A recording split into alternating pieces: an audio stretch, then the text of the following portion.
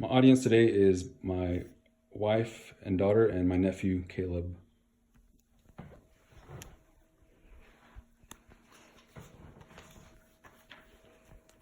Hello, my name is Sal Castro, and today I'm going to be talking to you about why the Marvel Cinematic Universe is better than DC. So for 9 years, Avatar has dominated the movie industry as a top grossing movie in history. This year, that record was broken by Avengers Endgame with a record-breaking $2.791 billion generated in only 12 weeks. And that movie is actually still in theater this week. James Cameron, the director of Avatar, was gracious when losing that top spot and released a statement saying, "To Kevin and everybody at Marvel, an iceberg sank the Titanic. It took the Avengers to sink my Titanic. Everyone here at Lightstorm Entertainment salutes your amazing achievement. You've shown that the movie industry is not only alive and well, it's bigger than ever." And that's from Mashable.com.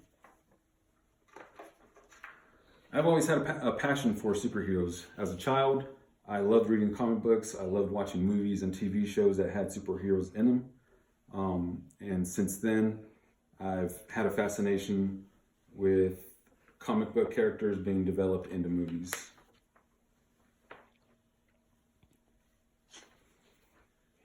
Because of this, I will be showing evidence of the all-around success of the Marvel Cinematic Universe when compared side by side with the DC Extended Universe.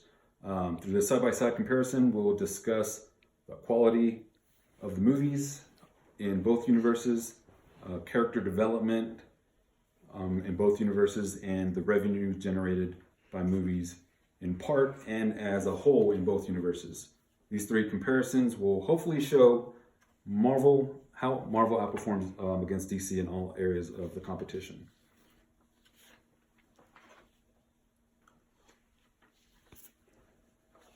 So I'll be comparing the quality of the movies of the Marvel Cinematic Universe and the DC Extended Universe. First of all, Marvel has more high-profile actors in their movies. This adds an attachment to those characters with us, but they aren't so well known that they make us. It makes it hard for us to believe them as that character in those movies. For example, Robert Downey Jr., Scarlett Johansson, Josh Brolin, Samuel L. Jackson, Mickey Rourke was in one of the Marvel movies. Gwyneth Paltrow, and then Sir Ben Kingsley have been in Marvel movies. DC decided to go with lesser known actors. Aside from Ben Affleck, you have Henry Cavill, Gal Gadot, Ezra Miller, and Ray Fisher. These are all characters in the Justice League, and some of them have standalone movies. So the production budget for MCU versus DC movies is also largely different. The production budget for MCU movies is higher than the DC movies, which allows them to give us that better quality, and then also allows them to put better special effects, visual effects, which are important in action movies.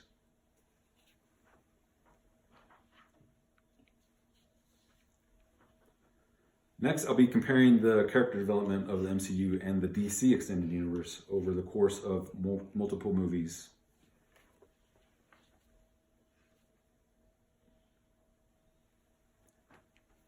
So, the death of Superman and Iron Man. And Iron Man's death in Avengers Endgame was more heart-wrenching than Superman's death in Batman vs. Superman. Tony Stark earned our love, the love of millions of fans throughout the course of 9 MCU movies. I think it helped that Tony Stark chose not to have a secret identity, while Superman chose to keep his identity hidden. There have been multiple petitions to bring Tony Stark back from the dead. And actually, on a website, change.org, a petition named Bring Tony Stark Back to Life has garnered over 50,000 signatures. and this wasn't seen from fans after Superman died. Perhaps it could have been because fans expected Superman to return as he did in the comics. I think the reason is more due to the character development. Marvel took their time with developing their characters. Marvel had 5 movies out while introducing 4 main characters and giving us the backstories of 4 main characters and introducing us to 2 of the other characters that eventually end up in the Avenger movies. On the other hand, DC only made 3 movies while introducing 3 characters before making the first Justice League movie. Fans had only seen Superman in 2 movies before he died, resulting in more apathy.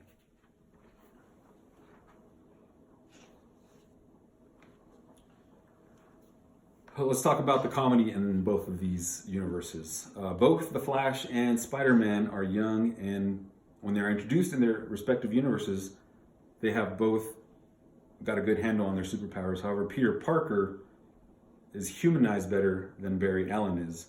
We see Peter's personal struggles at home and at school, but we have yet to see any backstory for Barry. Both characters are used for comic relief in the big franchises, but due to the darkness of the DC films, Marvel has a better balance for comedy in its MCU films. Therefore, Peter Parker's personality comes through in a much better way than compared to Barry's. I also think that we're drawn more to Peter as he's constantly making pop culture references that we can relate to.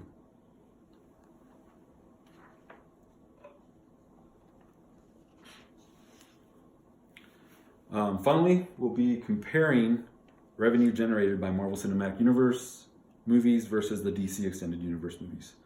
The Marvel Cinematic Universe is the highest grossing film franchise of all time. Marvel has outsold DC in ticket sales by a substantial amount. Since 2008, Marvel has made 23 movies in 11 years. Since 2013, DC has made 7 films in 6 years. Marvel had a 5-year jump start on DC. However, this data shows that even with DC releasing only 7 films compared to Marvel's 23, when considering the ratio of movies to revenue, Marvel outperforms against DC in revenue earned.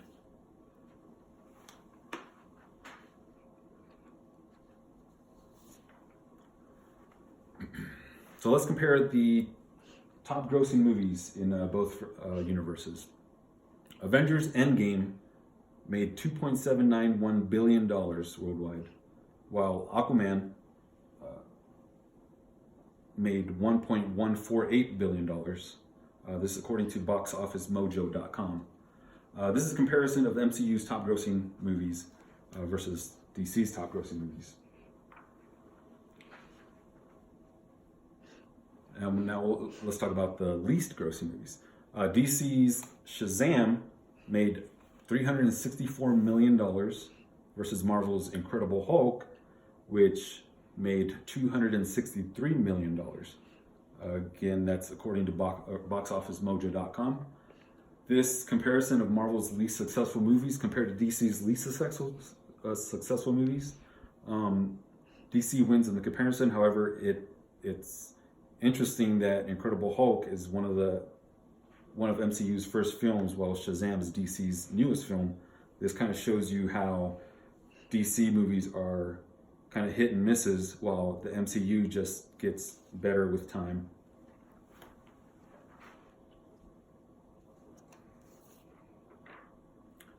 All right, so now I'd like to have a discussion with my audience.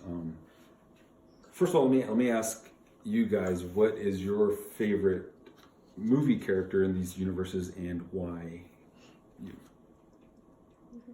Spider-Man. Why? He's funny. Okay. Caleb, what is your favorite DC or Marvel character and why? I say Tony Stark because of his interest in saving the planet, but yet incredible Stark nihilism regarding everything else. Okay. Maddie? Who's your favorite character, Maddie?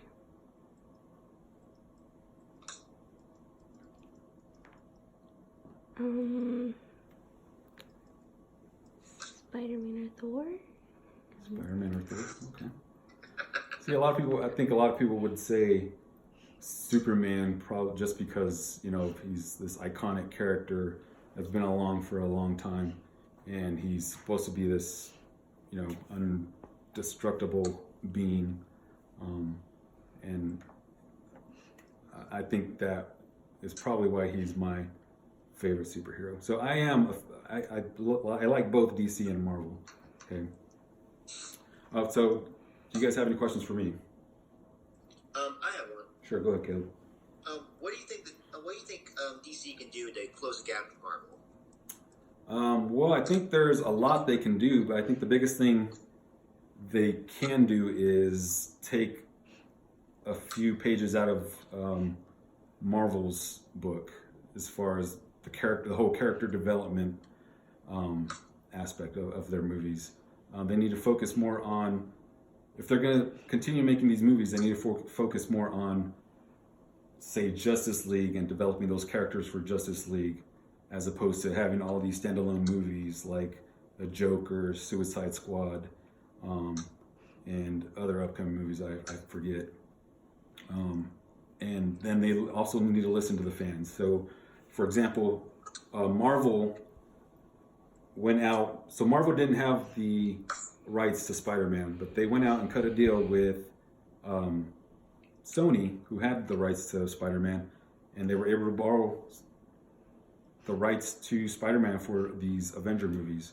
And that's what the fans wanted, and that's what Marvel and Disney ended up giving us. All right, any other questions? Yeah, what can we do to make DC give the fans what they want? Well, there probably isn't a whole lot that we can do, but I mean, we can always, go out to those websites that have petitions on them, sign those petitions, get on social media, let them know how you feel, and hopefully they'll take a page out of Marvel's book and listen to their fans. All right, any other questions?